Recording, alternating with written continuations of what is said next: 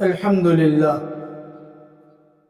لله نحمده ونستعينه ونستغفره ونؤمن به ونتوكل عليه ونعوذ بالله من شرور أنفسنا ومن سيئات أعمالنا من يهده الله فلا مضل له ومن يضلله فلا هادي له ونشهد أن لا إله إلا الله وحده لا شريك له ونشهد أن سيدنا وحبيبنا وشفيعنا وسندنا وقدوتنا وأسوتنا ومحبوبنا ومحبوب ربنا محمدا عبده ورسوله أرسله الله بالحق بشيرا ونذيرا وداعيا إلى الله بإذنه وسراجا منيرا صلى الله تعالى عليه وعلى آله وأصحابه وأتباعه وأزواجه وذرياته وأهل بيته وأهل طاعته أجمعين إلى يوم الدين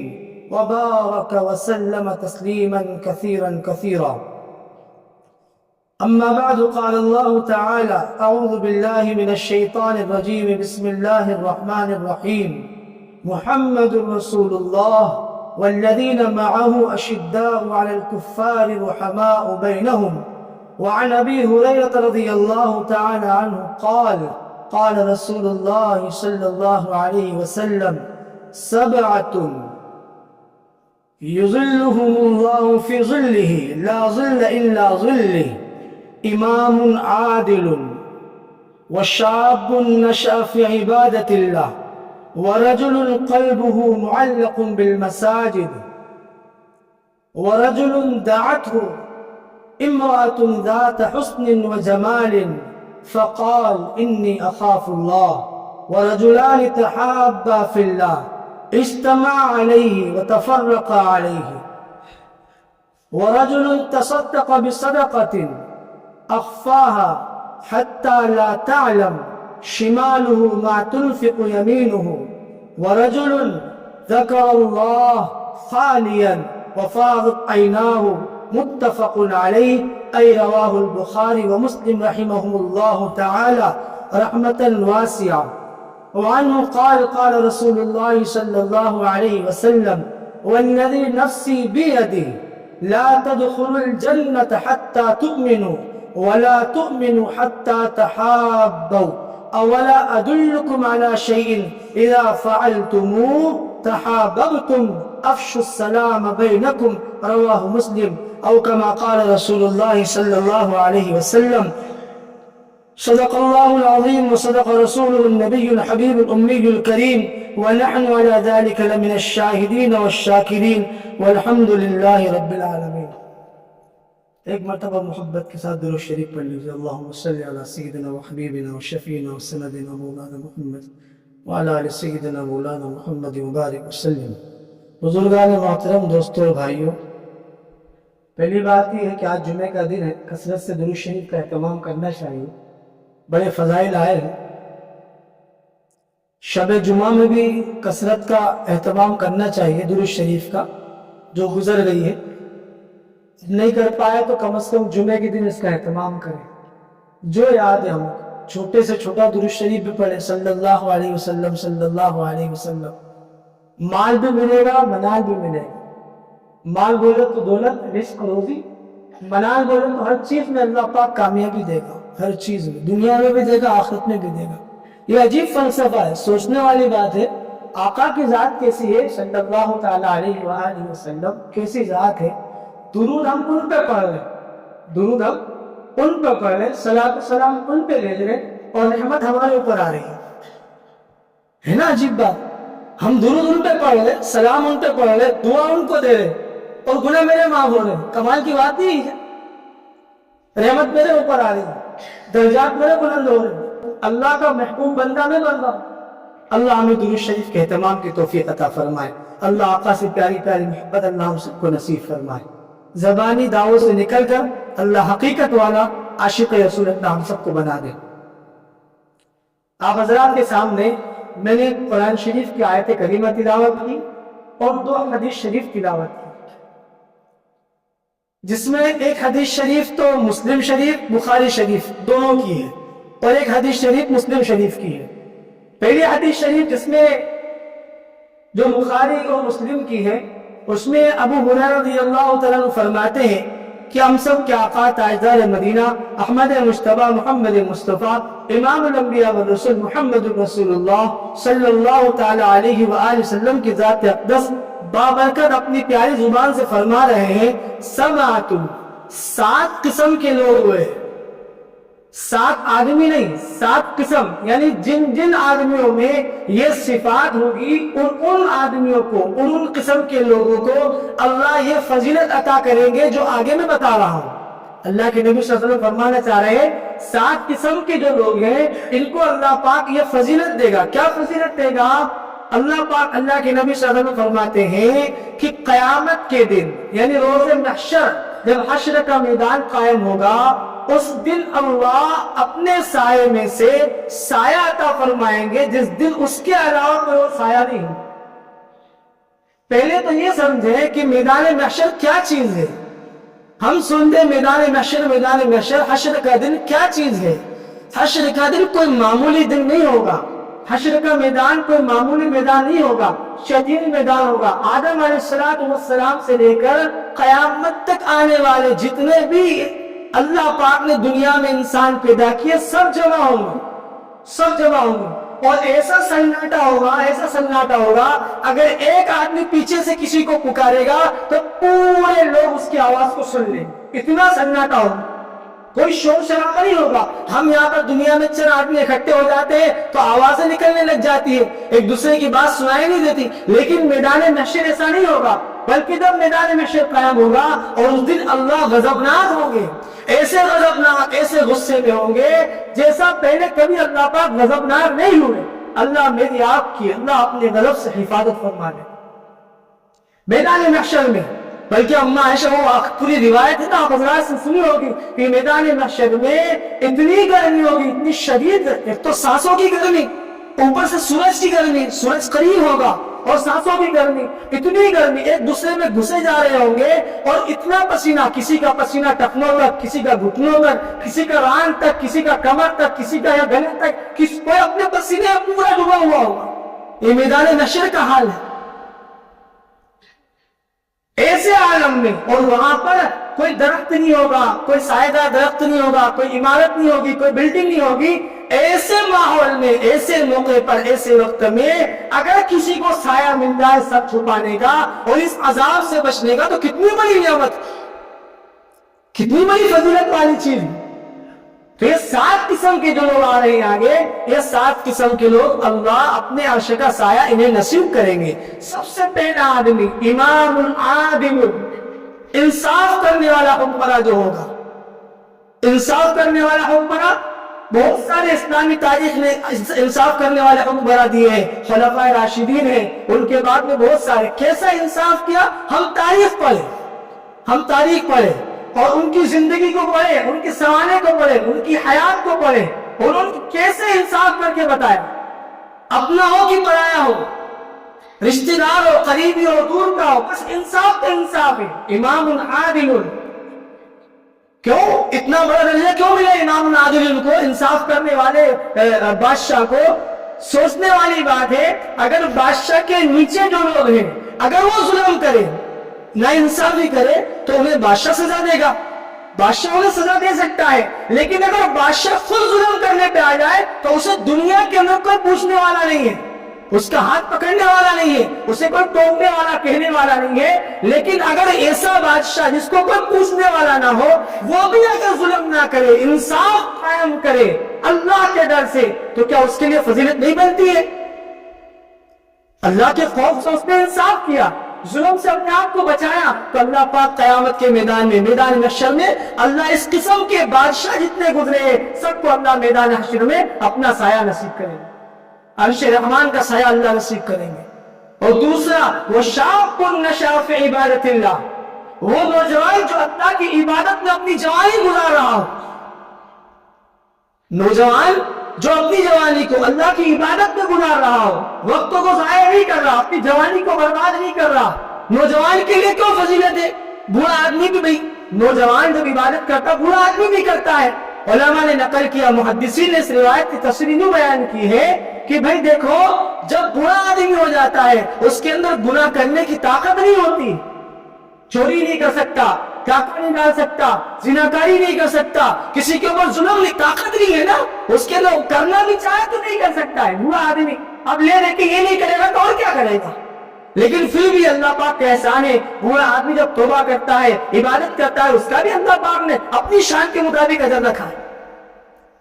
تو شاب النشا فی عبادت اللہ، جب نوجوان اپنے افکار، اپنے خیالات، اپنے جذبات، اپنی خواہشات، اپنی امنگیں، اپنی آرزویں، اپنی چاہت کو اللہ کی چاہت کے اوپر قربان کر کے اپنے آپ کو عبادت میں لگا رکھتا ہے۔ عبادت میں لگانے کا یہ مطلب نہیں ہے کہ 24 گھنٹے نماز میں آدمی رہے، روزہ رکھتا رہے اور 24 گھنٹے ذکر اذکار تسبیح تلاوت میں لگا رہے، بلکہ مطلب یہ ہے کہ 24 گھنٹے کی زندگی اللہ کے خوف کے ساتھ گزارتا ہے، گھر میں رہتا ہے تو اللہ کا دھیان دیتا ہے، اپنے جو ماتحت لوگ ہیں ان کا حقوق ادا کرتا ہے، اپنی بیوی کا خیال کرتا ہے، اپنے ماں باپ کا خیال کرتا ہے، اپنی اولاد کا خیال کرتا ہے، پڑوسیوں کا خیال کرتا ہے، اپنی جوانی کو کسی کو تکلیف دینے میں نہیں لگاتا ہے۔ یہ عبادت کا مطلب ہے۔ عبادت کا یہ مطلب نہیں ہوتا ہے کہ آدمی 24 گھنٹے پھر دوسروں کی ذمہ داری کیسے ادا کرے گا؟ کما کے کہاں سے لائے گا؟ جن کا نفقہ اس کے ذمہ ہے، جن کا سکنا اس کے ذمہ ہے، ان کے لیے خرچہ کہاں سے لے کے آئے گا؟ یہ مطلب نہیں ہے، بلکہ مطلب یہ ہے کہ یہ جوان اپنی جوانی کو اللہ کی یاد کے ساتھ اور اللہ کے دھیان کے ساتھ سارے کام انجام دیتا ہے۔ وَشَابٌ نَشَأَ فِي عِبَادَةِ اللَّهِ، جب تجارت کرتا ہے یہ نوجوان تو تجارت میں دھوکہ دھڑی نہیں کرتا ہے، اپنے روب سے، اپنے دبدبے سے کسی کے اوپر ظلم نہیں کرتا ہے۔ وَشَابٌ نَشَأَ فِي عِبَادَةِ اللَّهِ، یہ اپنی جوانی کا خیال کرتا ہے، اسے یہ خیال لیتا ہے کہ میں اپنی جوانی کا اللہ کے سامنے مجھے جواب دینا ہے، اللہ مجھ سے پوچھے گا کہ جوانی تمہیں کہاں گزاری؟ یہ موبائلوں میں، یہ گیموں میں، لغویات میں فضول کاموں اپنی جوانی کو برباد نہیں کرتا ہے، کیوں؟ کہ اللہ اس سے پوچھنے والا ہے۔ اس لیے وہ حدیث شریف ہے نا کہ قیامت کے میدان میں بندے کا قدم، بنی آدم کا قدم اس وقت تک نہیں ہٹ سکتا جب تک 5 سوالوں کا جواب نہیں دے لے۔ اس میں ایک سوال یہ بھی ہے، زندگی کے بارے میں سوال ہے، تو اس کے بعد میں زندگی میں سب آ گیا، بچپن، جوانی، بڑھاپا سب آیا، لیکن الگ سے جوانی کا سوال ہوگا کہ تو نے اپنی جوانی کہاں لگائی؟ ہر جوان اس کے بارے میں سوچے کہ میری جوانی آخر لگ کہاں رہی ہے؟ صرف دنیا کمانے میں لگ رہی ہے یا اللہ کی یاد میں بھی لگ رہی ہے، تلاوت میں لگ رہی کہ نہیں؟ صبح سے شام ہو گئی، کیا میں نے اللہ کے کلام کو اٹھا کر اپنے ہاتھ میں لیا ہے؟ مہینوں گزر جاتے ہیں، اللہ معاف فرمائے، ہمارے ہاتھوں میں قرآن نہیں آتا ہے، مہینوں گزر جاتے ہیں، ہم تلاوت کا اہتمام نہیں کرتے، اپنی زندگی میں قرآن سے ہمارا تعلق نہیں ہے، جوڑ نہیں ہے، لگاؤ نہیں ہے۔ آگے بڑھ کے ایک بات بولوں، ہمیں اپنے نوجوانوں کے اپنے ایمان کی سلامتی کی فکر بھی نہیں ہے، حفاظت کی فکر بھی نہیں۔ کیا وجہ، کیا میں ایسا کیوں بول رہا ہوں؟ اس کی علامت بتاؤ مجھے، آپ بتائیں، اتنا بڑا مجموعہ، اتنے سارے لوگ ہیں، جوان اس میں بہت سارے ہیں، آپ یقین بتا، میں وہ نہیں کر رہا، میں کسی کا عیب نہیں نکال رہا، لیکن ایک مذاکرہ ہے، اپنے ایمان کی حفاظت کی سلامتی کی ذمہ داری ہمیں سمجھنا ہے، ہمیں خود کو اپنے ایمان بچانا ہے، کوئی دوسرا آ کر ہمارے ایمان کو نہیں بچائے گا۔ ہمیں اس تعلق سے بے نیاز نہیں بننا ہے، ہمیں فکر مند رہنا ہے، ہمیں فکر رہے گی تو اللہ ہمارے ایمان کی حفاظت کرے گا۔ اسی لیے حضرت مولانا اشرف علی تھانوی رحمۃ اللہ علیہ فرمایا کرتے تھے، 2 رکعت نماز پڑھ کر اللہ کو اپنے ایمان کی امانت رکھا کرو کہ اللہ پاک یہ ایمان آپ کے پاس میری امانت ہے، جب میرا آخری وقت آئے، جب میرے آخری سانس اکھڑنے لگے، اے اللہ یہ ایمان آپ مجھے لوٹا دیں۔ ایسی ایمان کی فکر ہونا چاہیے۔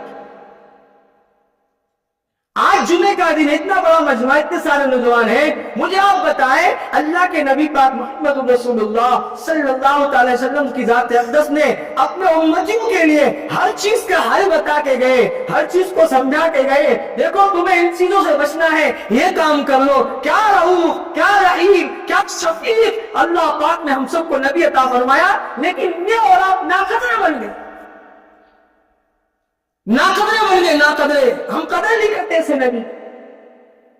کسی جگہ ہمیں بے سہارا نہیں چھوڑا، کسی جگہ بھی نہیں چھوڑا۔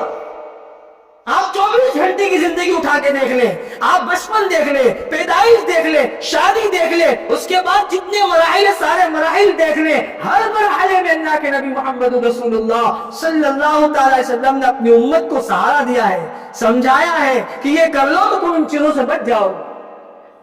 ہمارے نبی نے فرمایا جو جمعے کے دن سورہ کہف کا اہتمام کرے گا اللہ اس کے اگلے جمعے تک ایک نور نکلے گا، اس نور کی برکت سے اللہ اسے فتنوں سے محفوظ رکھیں گے۔ ہم میں سے کتنے ایسے جنہوں نے آج سورہ کہف کی تلاوت کی اپنی ایمان کی حفاظت کی خاطر، فتنوں سے بچنے کی خاطر؟ یہ ارتداد کا دور آ رہا ہے، یہ فتنوں کا دور آ رہا ہے، یہ دجالی فتنے ابھر کے آ رہے ہیں، ہمارے نوجوان نسل ان ارتداد کا شکار ہو رہے۔ ہم نے کتنی فکر کی کہ میں سورہ کہف کا اہتمام کروں؟ یہ غفلت، یہ بے پرواہی، لاپرواہی ہماری یہ بتا رہی ہے کہ ہمیں اپنے ایمان کے تعلق سے فکر نہیں ہے۔ ماں کے پیٹ سے مسلمان پیدا ہو جانے سے ایمان محفوظ نہیں ہو جاتا ہے، ایمان کو بچانا پڑتا ہے، اس کے پیچھے اپنا سب کچھ لگانا پڑتا ہے، فکر پیدا کرنا پڑتا ہے، اس کے بعد میں ایمان محفوظ رہتا ہے۔ تو شاب النشا فی عبادت اللہ، کہ ایسا نوجوان جو اللہ کی یاد میں، اللہ کی عبادت میں اپنی جوانی کو بلاتا ہو، اللہ ایسے نوجوان کو میدان محشر میں، حشر کے میدان میں اللہ پاک اپنے عرش کا سایہ نصیب کرے۔ تیسرا آدمی، وَرَجُلٌ دَعَتْهُ امْرَأَةٌ ذات حسن و جمال، کوئی حسن و جمال والی عورت اسے اپنی طرف مائل کرے اور یہ جو کہتے فقال انی اخاف اللہ، مجھے اللہ کا ڈر ہے، میں اللہ سے ڈرتا ہوں، میں اس گناہ میں نہیں لگ سکتا، مجھے اپنے اللہ کو جواب دینا ہے، ایسے آدمی کو اللہ عرش کا سایہ نصیب کریں گے۔ معمولی چیز نہیں ہے۔ کوئی اگر ذات حسن، آپ حدیث شریف کے الفاظ میں غور کریں، ذات حسن و جمال، جس کے پاس نسبی خوبصورتی بھی ہو اور حسبی خوبصورتی بھی ہو اور اپنا ظاہری حسن و جمال بھی ہو۔ اولاً تو ایسی عورتیں عام طور پر دعوتیں نہیں دیتی ہیں، لیکن ایسی عورت دعوت دے کسی نوجوان کو اور پھر وہ جو کہہ دے مجھے اللہ کا ڈر ہے، یہ جو ہے یہ پیغمبری اجتماع ہے، یہ معمولی چیز نہیں ہے۔ یوسف علیہ السلام کا واقعہ مشہور ہے نا، ہم نے پڑھا سنا ہوگا۔ زلیخا یہ ذات حسن و جمال تھی، یہ حسن والی بھی تھی، جمال والی بھی تھی، بادشاہ کی بیوی تھی، خوبصورت بھی تھی، لیکن جب یوسف علیہ السلام کو دعوت دی تو یوسف علیہ السلام بھاگ کھڑے ہوئے۔ اللہ کا ڈر کہا نا، آگے پورا وما ابرئ نفسی ان النفس لامارۃ بالسوء، واقعہ ہے سورہ یوسف، پوری بیان ہم سنتے رہتے پڑھتے رہتے ہیں۔ تو یہ چیزوں سے بچنا یہ پیغمبری شیوا ہے، کوئی معمولی چیز نہیں ہے۔ اس لیے تو اس کے لیے فضیلت ہے کہ اللہ پاک ایسے نوجوان کو جو حسن و جمال والی عورت کی دعوت کا انکار کر دے اور کہہ دے میں اللہ سے ڈرتا ہوں، میں زناکاری نہیں کر سکتا، میں حرام خوری نہیں کر سکتا، مجھے اللہ کا ڈر ہے، اللہ ایسے نوجوان کو، ایسے آدمی کو اللہ عرش کا سایہ نصیب کریں گے۔ چوتھا، وَرَجُلَانِ تَحَابَّا فِي اللَّهِ، ایسے دو آدمی جو اللہ کے لیے محبت کرتے ہو، اجتماع علیہ، اسی کے اوپر جمع ہوتے ہو، وتفرق علیہ، اور اسی کے اوپر اللہ ہی کی محبت کی خاطر جدا ہوتے۔ اس بات کو ذرا سمجھنا ہے، محبت اللہ کے لیے ہو، خلوص والی محبت ہو، ذاتی اغراض والی محبت نہ ہو، تب عرش کا سایہ نہیں ملے گا۔ ذاتی اغراض اگر ہوں گے تو اللہ کے لیے محبت ہو، اور اس محبت کو پیدا کرنے کے لیے محنت کرنا پڑتی ہے، کوشش کرنا پڑتی ہے۔ اللہ سے محبت، اللہ والوں سے محبت ہوگی، اس کے بعد یہ چیز پیدا ہوگی۔ جب اللہ کے لیے محبت ہوگی تو آدمی ایک دوسرے کا سہارا بنے گا، ایک دوسرے کی مدد کرے گا۔ مہاجرین اور انصار کی محبت خالص اللہ کے لیے تھی۔ خالص کیسی محبت، اللہ اکبر! ہم ان کے احسان کو دیکھیں، ان کی محبت کو دیکھیں اللہ کے لیے۔ ارے بزرگوں، جب مہاجرین ہجرت کر کے مدینہ طیبہ آئے، انصار کے پاس آئے تو اللہ کے نبی پاک صلی اللہ علیہ وسلم نے مواخات کروا دیا، بھائی چارہ کروا دیا۔ تو کیسا بھائی چارہ نبھایا انصار نے، اللہ کے لیے محبت کا کیسا ثبوت دیا۔ کوئی ہے ہم میں سے ایسی مثال پیش کرنے والا؟ کیسی مثال پیش کری؟ ایسی مثال پیش کری، کہا کہ بھائی اللہ کے نبی صلی اللہ علیہ وسلم نے مواخات کروا دیا، بھائی چارہ کروا دیا، اب ایک کام کرو، میرے 2 کھیت ہیں، ایک کھیت آپ رکھ لو، میرے 2 مکان ہیں، ایک مکان آپ رکھ لو، میری 2 چیز فلاں ہے، ایک آپ رکھ لو، میرے پاس ایک ہے، آدھا آپ رکھ لو، آدھا میں رکھ لیتا ہوں۔ یہاں تک کہ آپ دیکھو اندازہ لگاؤ، غور کرو، تھوڑا سوچو تھوڑی دیر کے لیے، کیا مواخات، کیا اللہ کے لیے محبت کی مثال پیش کی. یہاں تک کہ یوں کہا مہاجرین انصار نے کہ اگر کسی کے پاس 2 بیویاں تھی تو انہوں نے کہا بھائی میں ایک بیوی کو طلاق دے دیتا ہوں، آپ ان سے نکاح کر لیں. کیا مثال ہے، آپ غور تو کریں. کوئی اپنی بیوی کو کسی کے لیے طلاق دے سکتا ہے؟ یہ اللہ کے لیے محبت کرنے والی مثال ہے. ہم کسی کے اللہ کے لیے ایک روپے نہیں چھوڑتے کسی کے حق میں. اللہ کے لیے جو محبت بندہ کرتا ہے تو اس کے دل میں ملال رہتا ہے، اس کے دل میں ایک عجیب سی کیفیت ہوتی ہے کہ میں اپنے اللہ کے لیے محبت کریں گے تو احسان کرنا بھی نصیب ہوگا. پھر بندوں کو اور مسلمانوں کو اور اپنوں کو اور پرایوں کو بندہ جو ہے یہ کسی بھی درجے میں فائدہ پہنچانے سے پیچھے نہیں ہٹے گا. عبداللہ ابن مبارک رحمۃ اللہ علیہ بہت بڑے محدث گزرے ہیں، امام اعظم ابو حنیفہ رحمۃ اللہ علیہ کے خاص شاگردوں میں سے، مالدار بھی تھے، اللہ نے مال بھی دیا تھا، تاجر بھی تھے عبداللہ ابن مبارک رحمۃ اللہ علیہ. ایک آدمی ان کے پاس آیا، کہنے لگا حضرت مجھے 700 دینار کی ضرورت ہے، میرے اوپر قرض ہے، آپ میرا قرض ادا کروا دیں گے، 700 آپ مجھے دے دیجیے. عبداللہ ابن مبارک رحمۃ اللہ علیہ نے ایک پرچی لی اور اس پرچی کے اوپر 700 اس کو ضرورت ہے لیکن اسے 60,000 دینار دینا ہے. اب یہ پرچی لے کر منشی کے پاس گیا، جو محاسب ہوتا ہے، اکاؤنٹنٹ جو ہوتا ہے، اس کے پاس گیا، اس نے پرچی بتائی اور یہ معاملہ نقل کیا تو وہ تشویش میں پڑ گیا، وہ کنفیوز ہو گیا کہ بھئی یہ کہہ رہا 700 اور حضرت نے 60,000 لکھ دیے، کیا ایک زیرو غلطی سے لگا دیا ہوگا. وہ واپس لوٹ کے آیا اور لوٹ کر کے آیا، کہنے لگا حضرت یہ تو کہہ رہا 700 کی ضرورت ہے، آپ نے 60,000 لکھ دیے. حضرت نے پرچی لی، 60,000 کاٹے اور 14,000 لکھ دیے. اب وہ تو اکاؤنٹنٹ تھا، اس کے جیب سے تھوڑی جا رہے تھے، حضرت کے پیسے تھے. وہ آیا اور اس نے 14,000 نکال کر اسے دے دیے. جب وہ چلا گیا تو حضرت کے پاس لوٹ کے آیا، کہنے لگا حضرت بات سمجھ میں نہیں آئی، وہ 700 کہتا تو آپ نے 7,000 لکھے، پھر میرا پوچھنے آیا تو آپ نے 7,000 کہا کہ 14,000 کر دیے، مسئلہ کیا ہے؟ کہا تو نے کام خراب کر دیا، وہ 700 کی امید لے کے آیا تھا تو میں اگر 700 دیتا تو اسے وہ خوشی نصیب نہیں ہوتی. اللہ کے لیے محبت کی مثال، مجھے اللہ کے لیے کرنا ہے نا، مجھے اللہ سے تعلق مضبوط کرنا ہے نا، مجھے اللہ کے محبت کو قائم کرنا ہے، اللہ کو بتانا ہے اے اللہ میں ذاتی اغراض کی وجہ سے بندوں سے محبت نہیں کرتا، میں تو آپ کی وجہ سے محبت کرتا ہوں کہ یہ آپ کے بندے ہیں، آپ کے بنائے ہوئے ہیں. جب تو نے آ کے پوچھا 700 تو اگر میں 700 دیتا تو وہ خوشی نہیں ہوتی، پھر اگر 7,000 بھی دیتا تو وہ خوشی نہیں ہوتی، تو میں نے 7,000 کاٹ کے 14,000 کر دیے. بولے ایسا کیوں کیا؟ تو عبداللہ ابن مبارک رحمۃ اللہ علیہ فرماتے ہیں میں نے ایک حدیث شریف پڑھی ہے، اللہ کے نبی پاک محمد رسول اللہ صلی اللہ علیہ وسلم نے فرمایا جو کسی مسلمان کو، مومن بندے کو ایسی خوشی پہنچائے جس کی توقع اسے نہیں تھی، ایسی خوشی اگر پہنچائے جس کی امید اس کو نہیں تھی تو اللہ اس کے پچھلے سب گناہوں کو معاف فرما دیتا ہے. یہ اللہ کے لیے کرنے والی بات ہے.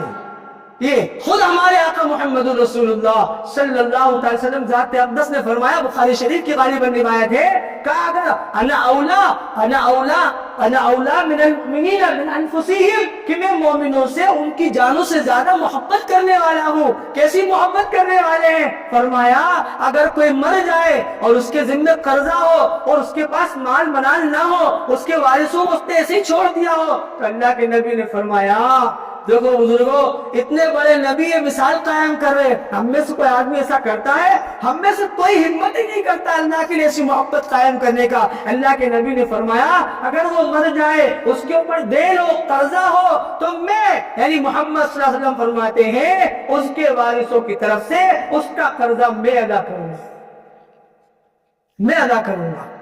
یہ اللہ سے محبت کا مسئلہ ہے. اللہ کے لیے محبت کا، جب آپس میں محبت کرتے ہیں اور محبت پیدا کرنے کا آسان نسخہ بتاؤ، اور میں کیا بتاؤں گا، میری کیا حیثیت ہے، میری کیا طاقت ہے، میں کون سی چیز ہوتا ہوں. ہمارے آقا محمد رسول اللہ صلی اللہ علیہ وسلم نے اتنا بہترین نسخہ بتایا، ہم وہ نسخے پہ عمل ہی نہیں کرتے.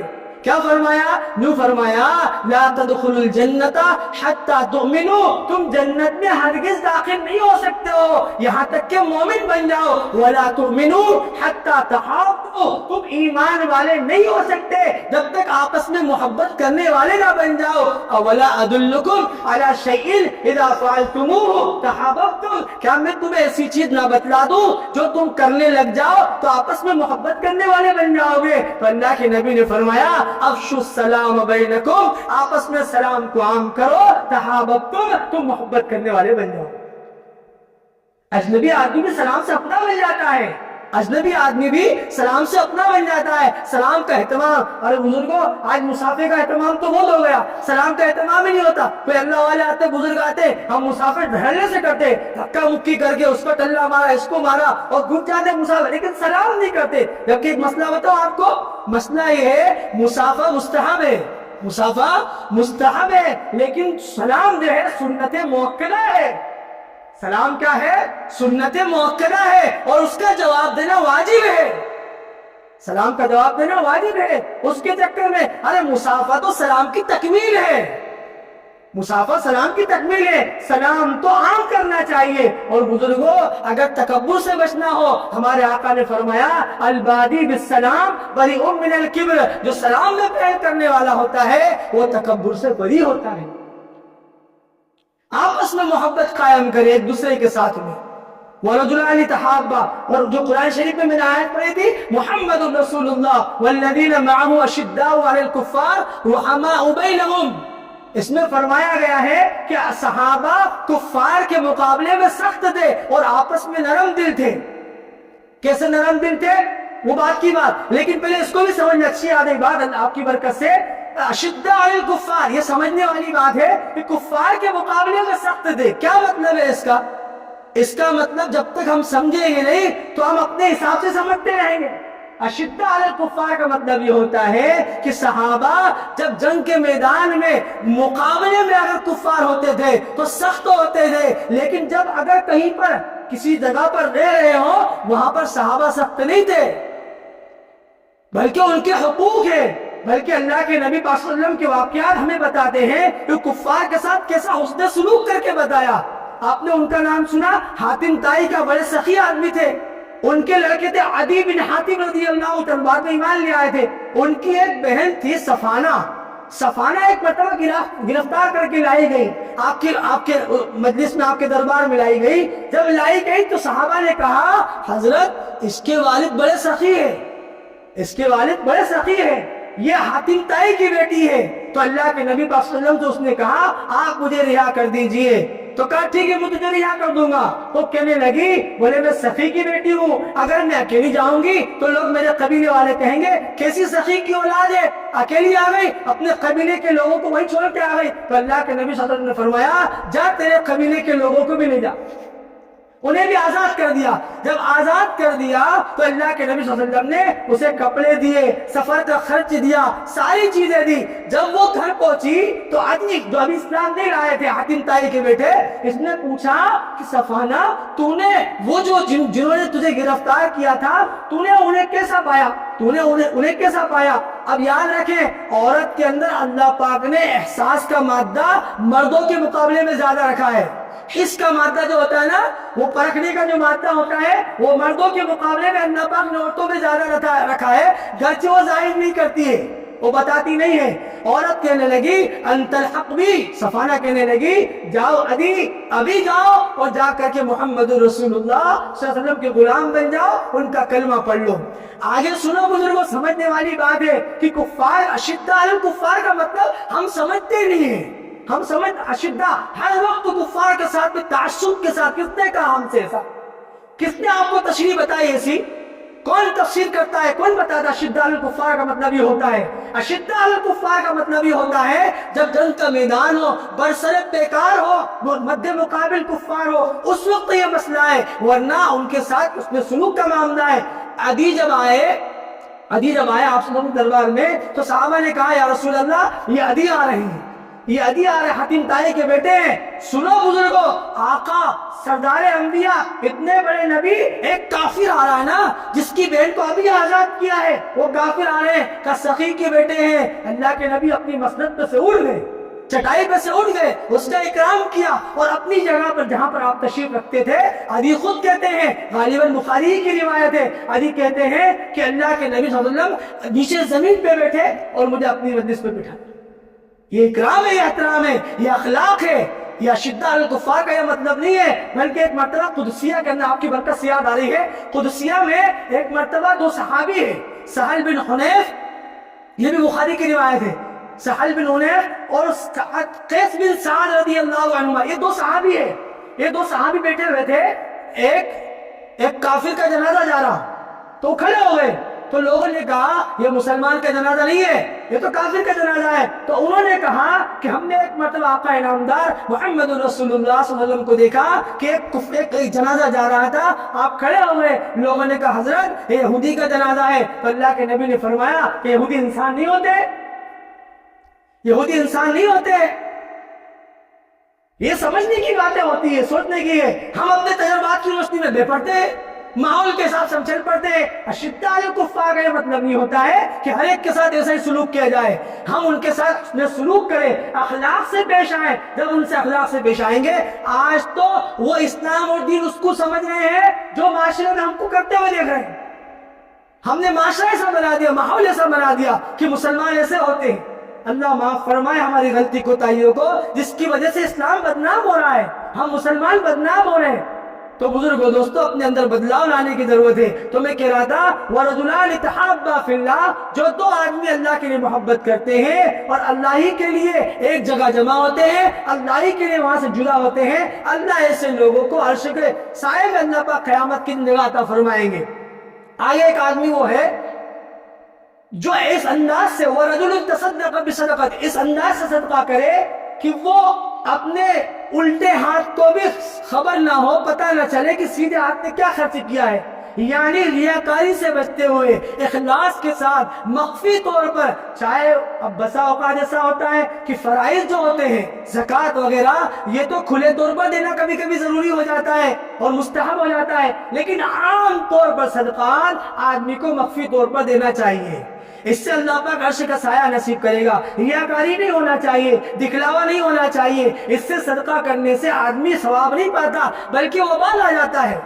لا تبطلوا صدقاتکم بالمن والأذى، کہ اپنے صدقات کو باطل نہ کرو، برباد نہ کرو، احسان جتلا کر اور کسی کو تکلیف دے کر. آگے فرمایا وَرَجُلٌ ذَكَرَ اللَّهَ خَالِيًا وفاضت عیناہ، جب اکیلے میں تنہائی میں ایک آدمی اللہ کو یاد کرتا ہے تو اس کی آنکھوں سے آنسو بہنے لگ جاتے ہیں.